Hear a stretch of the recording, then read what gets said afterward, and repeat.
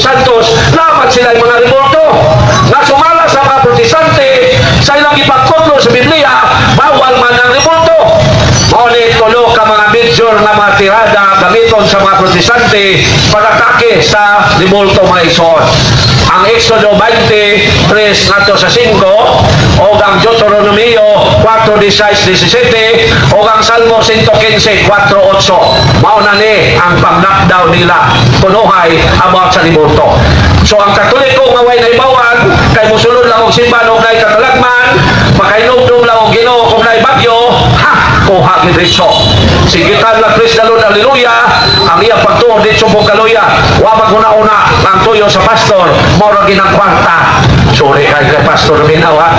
Mode ang ilang pang-knockout kunuhay o daghang yung Katoliko na knockout nila ni mga igsoon kay sayod na tuison ang bahin sa revolto. Gingon dili.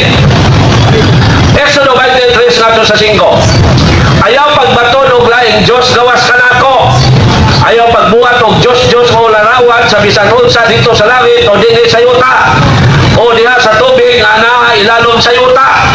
Ayaw pagyugpo sa bisan unsang Dios ni magsimba nini. Kaya ko ang Ginoo nga inyong Dios o gabughuan ako. Silusan ko kadtong nagsalikway kanako laki pangila mga kaliwat hangtod sa ikatulo o ikaupat nga kaliwatan.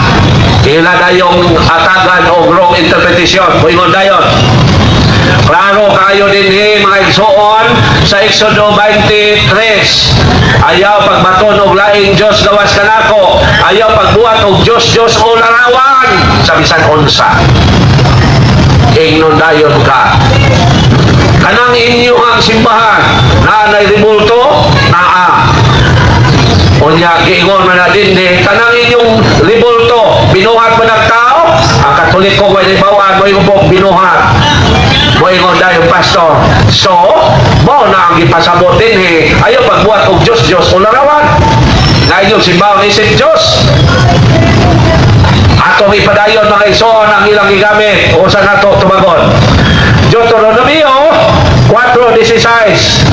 Moingon man dayon na sila dugangan nato nini. Aron siguro gini kapakapani. Ay Deuteronomio 4:16 nato sa 17. Ayaw ka mo paghimog mga larawan na inyong simbahon. Larawan sa bisan unsang dagway, lalaki o sa babae. Moingon dahil na sila. Kanang San Vicente ninyo, nagibuhat ang revolto, lalaki na, lalaki. Kanang inyong larawan ng pahitungod ni Maria, mag-Maria naman na sila. Babae na siya, moingon po dahil Katoliko babae. So, bao na ang gingon din larawan sa mga lalaki o sa babae. Moingon dahil Katoliko, yango-yango na. Bitaw no? Sekundahan dayon aning pagpatay sa mga pastor o pang-knockout dayon sa mga pastor sa Katoliko nga way simba-simba. Ang Salmo 115 4-8 gingon din ang ilang mga Diyos hinimo sa salapi o bulawan, mga binuhat og tao. Moingon dayon sila kanang inyong revolto brad na may revoltong bulawan sa ubang mga nason, binuhat ng tao, binuhat ipadayon-dayon sa 5. May mga baba sila padili makasulti. Kanang inyong revolto brad nanay baba na makasulti na dili. So igon dali. May mga dalunggan na padili makadungog. At may mga mata padili makakita. Kanang inyong revolto brad nanay mata na makakita na dili. 5. May mga baba sila padili makasulti. Yung dayon nanay mga baba makasulti na dili. Mao na naron ato sa ipadayon mga natin pastor. May mga kabot na pandili makahikap. Okay. May mga ilong na pandili makasinghot. Nga kanang inyong revolto brad na ilong. Mingon dahil makasinghot ka dili. Ang pastor kaingon na dili. Kapakapa na giniron. May mga kabot na pandili makahikap. Kanang inyong revolto brad na kamot na din Katoliko may libawan. Makahikap na dili. So katawa ng pastor kay ang Katoliko mura katuoho na yun ang nagdugangan dahil nani may mga tiil ang pandili makalakaw kanay yung revolto brad na may og dili gani sila makatingog ang nagbuhat o misalig kanila may sama unta sa mga Diyos na ilang gibuhat. So buhingon dayon sila nga Diyos. So lingo-lingo na, sige na gingo-yango ang Katoliko, nadugay yango sa Katoliko dito na sa suba kay gibautismohan na. So gibautismohan may na lang ito ating isong Ilonggo nila kumusulti asa siya nga sikta miyanigin siya dinis panabo unsay ang isulti na mo bro, wag yun ko magpadala bro kay binuang kay pag-utana gibautismohan ko dito sa pagtalan mingon ang nagbautismo na ako bro Ilonggo man to siya bro Brad, anak Ginoo kay gulitan ng ilong iyay-hayang ingnan na siya bro anak Ginoo di landok siya anak Ginoo di mitungad siya tarong way man pastor una-una as pastor wak man may pagkaluto ni gidugay-dugay yung hayang ala ya sabay-sabay to anak Ginoo way man pastor ikatulo saywar na suko na po siya kay ana-ana naman siya ana niya pangutangan na po siya to anak Ginoo lingon siya uy magani isda Ginoo pa uli daw siya kasi sukuha niya palabas siya na mo diri botong yatubang na mo dito gahakot ang mga protestante nga mong yatubang so wala mga isod pero ang question tinuod ba nga ginili sa Diyos ang tanang matang sa ribulto apil ang sa mga santos o tinuod ba nga ang mga ribulto bisan dili ilhong Diyos ginili sa Diyos mo na yatuntunan now nga itong ang mga Hudiyo naaman sila ribulto magila nilang Diyos ano kaya na-influensyahan sila sa mga Ehiptohanon sa diang sila nabiyag sa Ehipto na-influensyahan sila kay sa Ehipto mga Diyos lang ang giapuan tungod na nagpamuhat sila o nating baka o ilang disimba dito na suko kayo ang Ginoo. So dili na lang ta sa Exodo 25 mga isuon na kung dinili pa ang bisanon sa apil ang mga ribulto sa mga santos ngano ang Ginoo nagpabuhat man siya ribulto sa anghel dili na. So mabasa ba gyud nga ang Ginoo nagpabuhat og ribulto unya nganong namatay crucifix karon no nganong namatay crucifix so ato nang isunod gingon dinhi sa isika tumoy sa takop sa kahon paghimog duha ka kirubin nga bulawan unsa man ang kirubin nga bulawan ribulto na sa anghel mga igsoon so kung ginili pa sa Ginoo basta ribulto ano mingon man ang Ginoo paghimog duha ka kirubin nga bulawan unsa man ang kirubin anghel nya bulawan man bot pasabot ribulto so tinaw now so sa Exodus 25 ang Ginoo nagpabuhat og ribulto pero ang question na po nganong naamantay ribulto karon ni Lord Jesus na gilansan sa cross nganong naamantay crucifix ato basahon mga ison ang Numeros 21 7 ngadto sa 8 size ngadto sa 8 gingon din so din mga ison tinaw kayo ang pahayag sa Ginoo nganong naatay crucifix ato basahon gingon din so dagan ta basahon din ron sa kuan putana gingon din sa size unya ang Ginoo mipadala kanila mga bitin na malala o gipamaak ang mga tao o daghang mga tao sa Israel ang namatay o ang katawan nanol kang Moses ug mingon nakasala kami kay nung nagmagulbol man kami bato sa Ginoo kanimo pag-ampo sa Ginoo nga iyang wagtangon ang mga bitin pusa nag-ampo si Moses alang sa mga tao o giingnan si Moses sa Ginoo paghimo bitin nga tumbaga o gibutang kini sa tuboy sa katukon o ang ipakag bitin kon makakita nini dili mamatay mo ni gibasiya mga ison nanong natay ribulto ni Lord Jesus kay sa Old Testament sa diyang ang mga Israelites giatak og bitin nga malala kay gisilutan sila sa Ginoo ang Ginoo nagpabuhat og bitin o ribulto sa bitin nya kung sa mapakad kung sa makakita sa ribulto sa bitin maayo sila og dili mamatay og mao na ang gisgutan dinhi sa San Juan 3:13 gingon dinhi mga igsoon Ato basaon ang San Juan 3:13. Nara.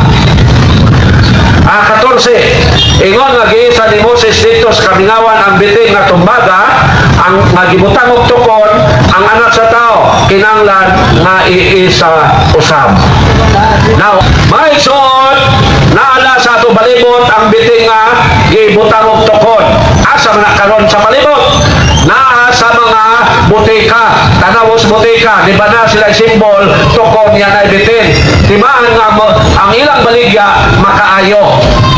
Tanawan niyo ang resita sa doktor, di ba na ay tukon yan ay bitin. Di ba ang resita sa doktor makaayo. Maos na ang ihulagway sa Old Testament. Nang makakita sa bitin nga napakan og bitin, dili mamatay. O dili sa New Testament, nagpahayag na ni Lord Jesus. Mao nga, doon na tayo ribulto ni Lord Jesus. Ang question pa, nganong namatay ribulto sulod sa itong simbahan? Itong gipahayag na sa Ginoo na ang simbahan, butangan o mga ribulto. Ezekiel 41, 17 nga to sa 20. Kingon din eh. Ang bumbog sa templo dito sa sulod gikan sa salog hangtod ibabaw sa pultahan gikulitan og mga larawan. Tanawa ha, ang bumbog sa templo dito sa sulod gikan sa salog hangtod ibabaw sa pultahan gikulitan og mga larawan. Nabay larawan sa tao atong basahon.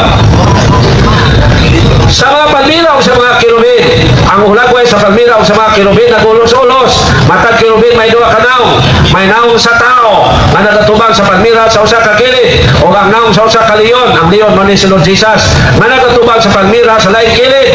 Gikulit kini sa tibok palibot sa templo. Si Lord Jesus ba ang gisgutan na leon? Atong basahon mga isuon ang gipadayag 5:3.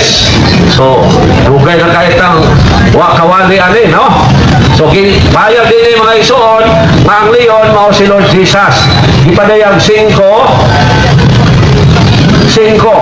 Yara. 5. Unya, usa sa mga pangulo, ningon ka nako, ayaw pagila kay ang leon sa bagay ni Huda. Si Lord Jesus na.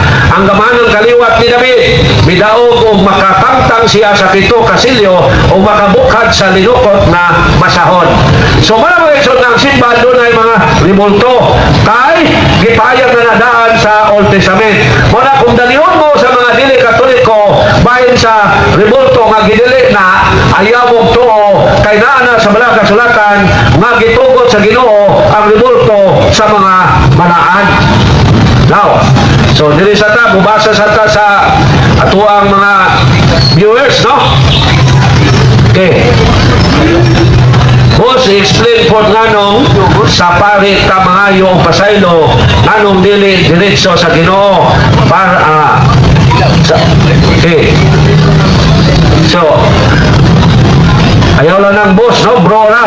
So, nganong sa pari ka mga opisal, kaya ang Ginoo yun ang nagsugo ni Ana.